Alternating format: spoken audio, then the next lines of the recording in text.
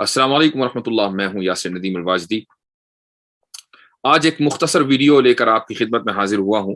चंद दिनों पहले हम लोगों ने स्लेवरी के मौजू पर एक स्ट्रीम की थी, एक तारीखी स्ट्रीम, और अल्हम्दुलिल्लाह इस मौजू से मुताल्लिक जितने भी सवालात थे, जितने भी एतराज़ात थे, उनके जवाब देने की कोशिश की गई और एक कामयाब कोशिश थी। इस कोशिश का नतीजा ये निकला कि हमने महसूस किया, बल्कि देखा, कि मुल्हिदीन और मुर्तद्दीन सारे बैकफुट पर नजर आ रहे थे।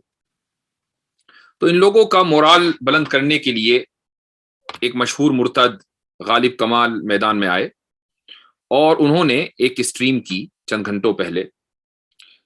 उनका इरादा यह है कि वो हमारी इस स्ट्रीम का रेफ्यूटेशन पेश करेंगे और अलग अलग स्ट्रीम्स करेंगे। पहली किस्त बहरहाल उनकी आ गई है। मुझे ये तो अंदाजा था कि हमारी स्ट्रीम का कोई ना कोई जवाब आएगा, लेकिन ये नहीं था कि जवाब इल्मी एतबार से इतना कमजोर और इस कदर जहालत से पुर होगा कि उसका रेफ्यूटेशन करते हुए भी हम ये सोचेंगे कि आखिर किस जहालत का जवाब दिया जाए और किस जहालत का जवाब ना दिया जाए। आज की ये वीडियो महज एक ट्रेलर है। मैं जवाब देने के लिए नहीं बैठा। मैं सिर्फ 3 मिसालें दूंगा आज की इस स्ट्रीम में जो गालिब कमाल ने अपनी जहालत का मुजाहिरा किया है, बल्कि इल्मी खयानत का और झूठ का मुजाहिरा किया है। मैं सिर्फ 3 मिसालें दूंगा और ये ट्रेलर इसलिए पेश किया जा रहा है ताकि लोगों को अंदाजा हो जाए कि जब गालिब कमाल की तरफ से जवाबात मुकम्मल हो जाएंगे तो इंशाअल्लाह हमारी तरफ से एक भरपूर रेफ्यूटेशन आएगा। बल्कि हमें ये सिखाना पड़ेगा मुल्हिदों को कि रेफ्यूटेशन करते कैसे। हम ये सोच रहे थे कि हमारी स्ट्रीम की जो भी बातें हैं, जो भी मेन पॉइंट्स हैं, उसको लेकर रद्द किया जाएगा, लेकिन अंदाजा ये हुआ कि मुर्तद्दीन और गालिब कमाल हमारा जो मुकद्दमा है, बुनियादी मुकद्दमा, वो ही नहीं समझे। लेकिन चले, जब हम तफसीली रद्द करेंगे तो उस वक्त हम इस बात को उठाएंगे। ये जो 3 मिसालें में गालिब कमाल की जहालत और खयानत की पेश करने जा रहा हूं, उससे पहले मैं एक पॉइंट क्लियर कर दूं। गालिब कमाल ने मेरे ताल्लुक से यह कहा कि मैं कुरानिस्ट हो गया हूं, चूंकि मैंने उस स्ट्रीम के शुरू में एक मुकद्दमा पेश किया था और उस मुकद्दमे में मैंने ये कहा था कि अगर कोई हदीस कुरान करीम के बिल्कुल वाज़ेह हुक्म के खिलाफ होगी या दीन के मुसल्लमा उसूल के खिलाफ होगी तो उस हदीस को ज़ईफ समझा जाएगा और उस हदीस को रिजेक्ट कर दिया जाएगा। और उसकी मैंने 1-2 मिसालें भी दी थी। तो गालिब मियां ये समझे कि मैं कुरानिस्ट हो गया हूं। जी नहीं, मैं कुरानिस्ट नहीं हुआ हूं। मैं आज भी और अल्हम्दुलिल्लाह हमेशा कुरान और सुन्नत रसूल दोनों को दीन का बुनियादी माखज़ तस्लीम करता रहूंगा। असल बुनियादी वजह यह है कि जब लोग हमारे ताल्लुक से यानी हमारा रद्द करते हैं तो वो हमारी एपिस्टेमोलॉजी को ही नहीं समझते। अगर आपको हमारा रद्द करना है तो कम से कम हमारे उसूल तो समझें। उसूल हदीस इसीलिए मौजूद है, उसूल फ़िक़्ह इसीलिए मौजूद है। आप फ़िक़्ह की इबारतें पेश कर रहे हैं, आप हदीस पेश कर रहे हैं, लेकिन आपको उसूल हदीस नहीं आता और आपको उसूल फ़िक़्ह नहीं आता। जब हदीस की किताबें मुदव्वन हो रही थी तो उसी वक्त उसूल हदीस भी मुदव्वन हो रहा था। जिस वक्त फ़िक़्ह की किताबें लिखी जा रही थी उसी वक्त उसूल फ़िक़्ह की किताबें भी कैनोनाइज हो रही थी। तो आप कम से कम उस मेयार पर तो आए इल्मी एतबार से जिस मेयार पर हम बैठे हैं, अगर आपको हमारे ताल्लुक से स्ट्रीम्स करनी है और हमें रद्द करना है। मैं एक किताब का हवाला देता हूं। मैंने जो बात कही थी अपने मुकद्दमे में, मैं उसका सिर्फ हवाला दे रहा हूं। ये एक किताब है, इस किताब का नाम है उलूमुल हदीस असीलुहा व मुआसिरुहा। ये बहुत सी दुनिया की इस्लामिक यूनिवर्सिटी में निसाब का हिस्सा है। यहां पर इसके सफा नंबर 288 पर यह इबारत लिखी हुई है। अब मसला यह है कि मुझे स्कूलिंग करनी पड़ेगी गालिब कमाल की, और यही सबसे बड़ा मसला है कि एक आदमी जिसको कुछ ना पता हो उसको आप वो उलूम और वो फनून सिखा रहे हो कि जो एक एडवांस लेवल स्टूडेंट को सिखाए जाते हैं। बहरहाल इसमें 2 पॉइंट्स हैं। इसमें पहला पॉइंट यह है कि हदीस को रिजेक्टेड मानने का उसूल यह है, कई सारे उसूल हैं, उसमें चौथा उसूल यह है कि तनाकुजुल हदीस मअल कुरान और कवाइद दीन, कि हदीस कुरान या दीन के जो एस्टैब्लिश्ड कवाइद हैं उनके खिलाफ हो। अगर ऐसी हदीस कुरान के या दीन के जो एस्टैब्लिश्ड कवाइद हैं उनके खिलाफ होगी तो उस हदीस को रिजेक्ट कर दिया जाएगा, उसको ज़ईफ या फैब्रिकेटेड माना जाएगा। और उसमें मिसालें भी मौजूद हैं। 5वां जो उसूल है वो ये है कि तनाकुजुल हदीसी मा मा जाअत बिही सुन्नतुस साबिता। इसका मतलब यह है कि हदीस एक एस्टैब्लिश्ड सुन्ना के खिलाफ हो। अगर कोई हदीस किसी एस्टैब्लिश्ड सुन्नत के खिलाफ है तो उस हदीस को रिजेक्ट कर दिया जाएगा। इस किताब में हवाला है अस्सुयूती अल मसनूआ फिल अहादीस अल मौज़ूआ। इमाम सुयूती ने अल मसनूआ फिल अहादीस अल मौज़ूआ में ये रिवायतें जिक्र की हैं कि जो कुरान के खिलाफ हों, जो दीन के एस्टैब्लिश्ड جو اصول ہیں ان کے خلاف ہوں. تو اس لیے ہمیں قرآنسٹ ہونے کا تانا نہ دیا جائے. ہم حدیث اور سنت پر عمل کرنے والے ہیں لیکن اس کا درجہ قرآن کے بعد رکھتے ہیں. غالب کمال نے ایک بڑی مضحکہ خیز بات کی اپنی اسٹریم میں. غالب کمال نے یہ کہا کہ آج جو میں اسٹریم کر رہا ہوں یہ مسلمانوں کی اور خصوصاً ہمارا نام لے کر کہا کہ ان کی قبر تک وہ اسٹریم پیچھا کرے گی. دیکھیے کیا کہتے ہیں. مگر یہ بات یاد رکھیے گا کہ جو باتیں میں کر رہا ہوں یہ جو اسٹریم ہے نا، یہ آج جو میں نے کر دیا، ابھی اس کا دوسرا پورشن بھی آنا ہے، یہ آپ کا قبر تک پیچھا کرے گی. جب میں یہ دیکھ رہا تھا تو یہ اسٹریم قبر تک تو کیا پیچھا کرتی، اس اسٹریم نے اپنے ختم ہونے تک بھی ہمارا پیچھا نہیں کیا. یعنی یہ اتنا لو اسٹینڈرڈ کی پریزنٹیشن تھی. ایک موقع پر شاید حارث سلطان نے یہ بھی کہا کہ بھائی کیا زبردست پریزنٹیشن ہے، مجھے دے دو تاکہ میں اس کا ترجمہ کروں. میں حارث کو مشورہ دوں گا کہ ابھی رکیں. اس کی وجہ یہ ہے کہ محض کسی پریزنٹیشن کو پیش کر دینا کافی نہیں ہوتا، بلکہ اس پریزنٹیشن کی کریڈیبلٹی جو ہے وہ اہم ہوتی ہے. تو آپ خامخواہ اپنا ٹائم ضائع کریں گے اس کا ترجمہ کر کے. تو وہ 3 بلنڈر کیا ہیں؟ سب سے پہلے دیکھیے یہ اسکرین شاٹ. پیج کا عنوان ہے slave women as combined property in اسلام.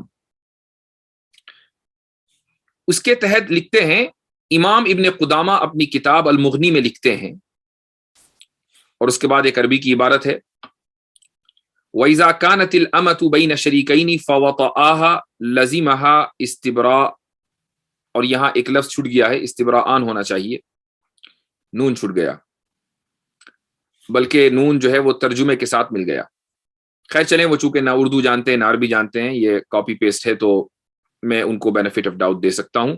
لیکن آگے جو انہوں نے لکھا ہے اصل وہ ہے، وہ کہتے ہیں کہ اگر ایک کنیز 2 مردوں کی مشترکہ ملکیت میں ہے اور وہ دونوں اس سے جمع کرنا چاہیں تو کنیز کو 2 بار استبراء رحم یعنی خون سے پاک ہونا پڑے گا. یہ جو عبارت ہے کہ وہ دونوں اس سے جمع کرنا چاہیں، سیکس کرنا چاہیں، یہ عربی میں موجود ہی نہیں ہے. عربی کی جو عبارت ہے وہ یہ ہے کہ اگر ایک باندی کے 2 مالک ہوں اور انہوں نے ان دونوں نے اس سے جمع کر لیا ہو، جو کہ حرام ہے. قانون کی کتابوں میں ہر اچھا برا کام بیان کیا جاتا ہے. مثلا قانون کی کتاب میں یہ لکھا ہوگا کہ اگر کسی نے دوسرے کو قتل کر دیا تو اس کا یہ حکم ہے. اس کا مطلب یہ نہیں ہوتا کہ آپ جا کے قتل کر دیں. اسی طریقے سے یہاں پہ لکھا ہوا ہے کہ ایک باندی اگر اس کے 2 مالک ہیں اور ان دونوں مالکوں نے اس کے ساتھ وطی کر لی، یعنی اس کے ساتھ سیکس کر لیا، اس کا مطلب یہ نہیں ہے کہ اس کے ساتھ وہ سیکس کرنا چاہیں تو کر لیں. اس کی دلیل کیا ہے؟ اس کی دلیل یہ ہے کہ خود ابن قدامہ نے جس کتاب کا یہ حوالہ ہے اسی کتاب سے میں دکھاتا ہوں. اپنی کتاب المغنی میں کیا لکھا ہے یہ دیکھیے. یہ ہے وہ کتاب، یہ کتاب مکتبہ شاملہ میں موجود ہے. کتاب کا نام لکھا ہوا ہے کتاب المغنی لابن قدامہ، اور مسئلہ نمبر ہے 1955. یہاں لکھتے ہیں ابن قدامہ، یہ دیکھیے، لا نعلم خلافا بین اہل العلم فی تحریم وطء الجاریۃ المشترکہ. علماء کے درمیان ہمیں ایسا کوئی اختلاف نہیں ملتا، اس تعلق سے اختلاف نہیں ملتا کہ ایک مشترک باندی کے ساتھ کنزومیشن کرنا حرام ہے. اس تعلق سے کوئی اختلاف نہیں. یعنی تمام علماء کا اس بات کے اوپر اتفاق ہے کہ اگر کوئی باندی 2 مالکوں کے درمیان مشترک ہو تو ان میں سے کسی ایک کو بھی اس کے ساتھ کنزومیشن کی اجازت نہیں ہوگی. اس تعلق سے اتفاق پایا جاتا ہے امت میں. یہ اسی کتاب میں لکھا ہوا ہے جہاں سے آپ نے یہ حوالہ اٹھایا ہے. یہ پہلا بلنڈر ہے. آگے چلتے ہیں. یہ ہے ان کا دوسرا بلنڈر. اور یہ یاد رکھیے کہ میں صرف 3 مثالیں دے رہا ہوں. اس کا جو عنوان ہے اس میں وہ یہ کہنا چاہتے ہیں کہ عورت کی جو ماہواری ہے اس سے پہلے ہی عورت کے ساتھ سیکشول پلیجر جائز ہے. چونکہ غالب کمال کا نیریٹو یہ ہے کہ جیسے ہی باندی آتی تھی، جنگ کی قیدی عورتیں آتی تھیں، تو فوراً ہی مسلمان جو صحابہ جن کے بارے میں وہ بات کر رہے ہیں وہ ان کے اوپر پل پڑتے تھے. उसी रात उनके साथ सेक्स होता था, उनका रेप होता था। इसको अपने इस किस्से को, अपनी इस मफरूजे को साबित करने के लिए गालिब कमाल ने ये रिवायत उठाई है। रिवायत है इमाम अहमद इब्न हंबल के बेटे अब्दुल्लाह अपनी किताब मसाइल इमाम अहमद में लिखते हैं, रेफरेंस नंबर 4 कहां का है, बहरहाल ये रिवायत है। इसका तर्जुमा देख लीजिए। खलीफा दोम के बेटे और कबीर सहाबी कहते हैं कि जलूला की जंग के दिन मेरे हिस्से में एक कनीज बांधी आई, उसकी गर्दन सुराही की तरह लंबी गदास थी। इब्ने उमर कहते हैं मुझे अपने ऊपर काबू न हुआ और मैं उसी वक्त उस पर चढ़ दौड़ा और उसके बोसे लेना शुरू कर दिए जबकि लोग मेरी तरफ देख रहे थे। अब इस रिवायत को देखते हैं, ये रिवायत इन्होंने कहां से उठाई है। ये एक बहुत ही, यानी इससे पता चलता है कि ये लोग हमारी जो एपिस्टेमोलॉजी है उससे किस कदर लाइल्म है। लाइल्म का लफ्ज थोड़ा मैंने हल्का बोल दिया, बल्कि मैं कहूंगा कि किस कदर जाहिल है। ये देखिए, हम चलते हैं मकतबा शामिला में। ये किताब है, इस किताब का नाम है किताबुल इलल व मारिफतिर रिजाल लि अहमद रिवायत इब्निही अब्दुल्लाह। दरअसल वो जो रिवायत है जिसको गालिब कमाल ने पेश किया है इब्ने उमर के ताल्लुक से, वो इस किताब में मौजूद है। किताब का नाम क्या है? किताबुल इलल। इलल के माना आते हैं प्रॉब्लम्स, यानी इस किताब के अंदर वो तमाम रिवायतें हैं जिनमें प्रॉब्लम्स हैं। लिहाजा इस किताब से अगर कोई आदमी कोई चीज साबित करना चाहेगा वो कभी साबित हो ही नहीं सकती, क्योंकि इस किताब में जो रिवायतें वो प्रॉब्लमेटिक हैं। अब देखें, इस किताब की जो रिवायत है वो है 2189 रिवायत नंबर।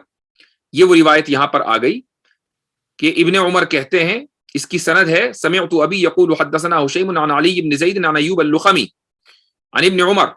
वो ये कहते हैं कि जी मेरे हिस्से में एक बांदी आई और फला फला हुआ। उसमें जो इन्होंने खयानत की है, असल वो दिखाना मकसद है। वो खयानत क्या है? इस रिवायत के खत्म होते ही, यहां पर यह रिवायत खत्म हो रही है, वन्नासु यंजुरून, और लोग देख रहे थे। मैं उसके ऊपर चढ़ दौड़ा और मैंने बोसे लेने शुरू कर दिए और लोग देख रहे थे। उसके फौरन बाद यहीं पर लाइन भी नहीं बदली, अहमद के बेटे, अहमद इब्न हंबल के बेटे अब्दुल्ला ये कहते हैं कि समिअतु अबी, मैंने अपने वालिद से सुना। वो ये कह रहे थे कि हुशैम ने, इस सनद में एक रावी है हुशैम, उन्होंने ये बात अली इब्न ज़ैद से नहीं सुनी, इसके बावजूद हुशैम ने इस बात को अली इब्न ज़ैद की तरफ मंसूब कर दिया। यह है पहली प्रॉब्लम। दूसरी जो प्रॉब्लम है वो ये है कि इस रिवायत का जो पूरा दारो मदार है, पूरे किस्से का जो दारो मदार है, वो है अली इब्न ज़ैद इब्न जदआन पर। और अली इब्न ज़ैद इब्न जदआन ये बंदा है ज़ईफ। व मदारुल क़िस्सति अलैहि, पूरा किस्सा इसी को पर डिपेंड करता है, इसी ने ये सारी बातें चलाई। तो भाई ऐसी किताब के जिसमें प्रॉब्लमेटिक रिवायात हो, जिसमें ऑथर खुद ये कह रहा है कि मैं प्रॉब्लमेटिक रिवायात पेश कर रहा हूं, उस रिवायत से इस्तिदलाल करना, इसको जिहालत नहीं कहेंगे तो क्या कहेंगे? यह है इनकी दूसरी खयानत। अब आते हैं तीसरी बड़ी खयानत पर। उसके लिए आप इनकी वीडियो सुनिए। स्लेव औरतों से प्रोस्टिट्यूशन कराना कोई बुरी बात है, ठीक है। और जिनको, अच्छा अब यहाँ पे ये आयत है कुरान की, और जिनको ब्याह का मकतूर ना हो पाकदामी इख्तियार करें, यहाँ तक कि खुदा इनको अपने फजल से गनी कर दे। और जो गुलाम तुमसे मुकातबत चाहें, अगर तुम उनको सलाहियत और नेक पाओ तो उनसे मुकातबत कर। और खुदा ने जो माल तुमको बख्शा है इनमें से भी इनको दो। और अपनी लौनियों को अगर वो पाक दामन रहना चाहें तो बेशर्मी से दुनियावी जिंदगी का फायदा हासिल करने के लिए बदकारी पर मजबूर ना करना। और जो उनको मजबूर करेगा तो बेचारियों के मजबूर किए जाने के बाद खुदा बख्शने वाला मेहरबान है। यहाँ पे उनको मजबूर किया जा सकता है, मजबूर करने वाले को अल्लाह माफ भी कर देगा। और मुकातबत के ऊपर बड़ा, मजबूर करने वाले को अल्लाह माफ भी कर देगा। यह है गालिब कमाल की तीसरी खयानत कि कुरान का तर्जुमा जानबूझकर, मैं यहां बेनिफिट ऑफ डाउट नहीं दे सकता चूंकि यह कॉमन सेंसिकली गलत है, यानी इंसान के कॉमन सेंस के खिलाफ है। देखिए मुतरजिमीन ने इसका तर्जुमा कैसे किया है। ये वो आयत है, आयत नंबर 33 सूरह नूर की। इस आयत का तर्जुमा हमारे लिए तो वाज़ेह है کہ اللہ تعالیٰ کن کو معاف کرے گا؟ کیا اللہ تعالیٰ مجبور کرنے والوں کو معاف کرنے والا ہے، یا جن باندیوں کو پروسٹیٹیوشن کے لیے مجبور کیا گیا اور مجبور ہو گئی، مجبور ہونے کی وجہ سے انہوں نے سرنڈر کر دیا، ان کو معاف کرنے والا ہے؟ اللہ تعالیٰ کہہ رہا فَإِنَّ اللَّهَ مِن بَعْدِ إِكْرَاهِهِنَّ غفور الرحیم، اللہ ان کے مجبور ہو جانے کے بعد ان کو معاف کرنے والا ہے، نہ کہ مجبور کرنے والوں کو۔ دیکھیے، غلط ترجمہ کر کے غالب کمال نے یہ تاثر دینے کی کوشش کی ہے کہ مسلمان اپنی باندیوں سے پروسٹیٹیوشن کراتے تھے۔ یہ ترجمہ سامنے ہے، پہلا ترجمہ ہے فی ظلال القرآن سید قطب کا۔ آخر کی آیت پڑھتا ہوں چونکہ وہی اصل چیز ہے، چونکہ وہی اصل مسئلہ ہے۔ اور جو کوئی ان کو مجبور کرے تو اس جبر کے بعد اللہ ان کے لیے غفور الرحیم ہے، یعنی جن کو مجبور کیا گیا۔ سید ابو الاعلی مودودی کا ترجمہ ہے، اور جو کوئی ان کو مجبور کرے تو اس جبر کے بعد اللہ ان کے لیے غفور الرحیم ہے۔ اب کوئی آدمی، میں اس کو جہالت نہیں کہہ سکتا بلکہ خیانت کہہ سکتا ہوں، اس کو جھوٹ کہہ سکتا ہوں، کہ ایک آدمی بالکل واضح انداز سے یہ سمجھ سکتا ہے کہ مغفرت اور رحمت کا تعلق کس سے ہے، کیا جبر کرنے والے سے ہے، یا جس لڑکی کو، جس عورت کو جبر کیا گیا، جس کو زبردستی اس کھیل میں دھکیلا گیا، مغفرت اور رحمت کا تعلق اس سے ہے۔ ایک مشہور اسکالر ہیں علامہ طیبی، وہ یہ کہتے ہیں کہ جس شخص نے مجبور کیا، مکرہ، اس کے لیے شدید وعید ہے اور زبردست دھمکی ہے۔ اس کا مطلب یہ ہوا کہ اسٹیٹ دراصل اس تعلق سے جو بھی قانون بنانا چاہے وہ قانون بنائے گا، سخت سے سخت قانون بنائے گا کہ مولا پروسٹیٹیوشن اپنی باندی سے نہ کرا سکے۔ اسی پیج پر اگر آپ نیچے چلے جائیں، ایک اہم بات لکھی ہوئی ہے۔ امام ابو احمد القرجی رحمہ اللہ کہتے ہیں اس آیت کے تحت کہ اگر کوئی شخص فمن فعل هذا بجاریتہ، اگر کوئی شخص اپنی باندی کو مجبور کرے گا پروسٹیٹیوشن کے لیے تو وہ اللہ تعالیٰ کی ناراضگی مول لے رہا ہے، اس کی لعنت مول لے رہا ہے، یہاں تک کہ وہ اپنے اس عمل سے رک جائے۔ اب اگر جاریہ کو یعنی باندی کو مجبور کیا جا رہا ہے تو اس کا کیا حق ہے، وہ کیسے اپنے آپ کو اس دلدل سے نکالے؟ اس کے بارے میں ہے وَعَلَى الْجَارِيَةِ أَن تُقَاتِلَ مَنْ أَرَادَ ذَلِكَ مِنْهَا، جاریہ کو، باندی کو چاہیے کہ وہ ریزسٹ کرے، وہ لڑے اپنے اس حق کے لیے کہ اس کو پروسٹیٹیوٹ نہیں بننا ہے۔ اور کس طریقے سے لڑے؟ اپنے ہتھیار سے لڑے، اپنے ہاتھ سے لڑے، جس طریقے سے بھی چاہے وہ اپنا ڈیفenس کرے۔ ہتھیار سے لڑنے کا مطلب یہ ہے کہ اگر اس نے مجبور کرنے والے کو مار دیا تو اس کے اوپر کوئی سزا نہیں ہے، چونکہ اللہ تعالیٰ اس کی مغفرت اور رحمت کا اعلان قرآن میں کر چکا ہے۔ یہ میں نے 3 آپ کے سامنے نمونے پیش کیے ہیں غالب کمال کی ایک اسٹریم سے جو چند گھنٹے پہلے ہوئی ہے۔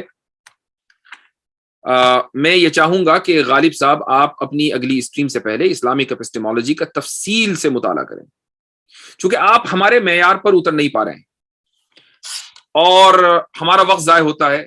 آپ ایک بہت سارے حوالے پیش کر دیتے ہیں اور یہ سمجھتے ہیں کہ آپ نے میدان مار لیا۔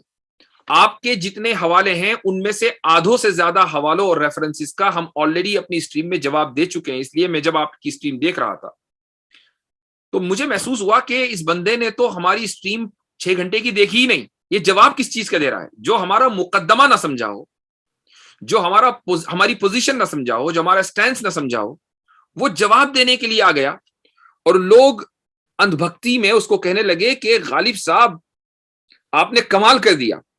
تو میں غالب صاحب سے یہ کہنا چاہوں گا کہ غالب میاں آپ سے نہ ہو پائے گا، آپ چھوڑ دیں، اور اگر آپ کو اتنا ہی شوق ہے تو کر کے دیکھ لیں۔ جب آپ کی طرف سے جواب مکمل ہو جائے گا تو ہماری طرف سے جواب آئے گا اور اس میں آپ دیکھیں گے کہ اسکالرلی ریفیوٹیشن کیسے ہوتا ہے۔ تب تک کے لیے ناظرین کو خدا حافظ، السلام علیکم ورحمۃ اللہ وبرکاتہ۔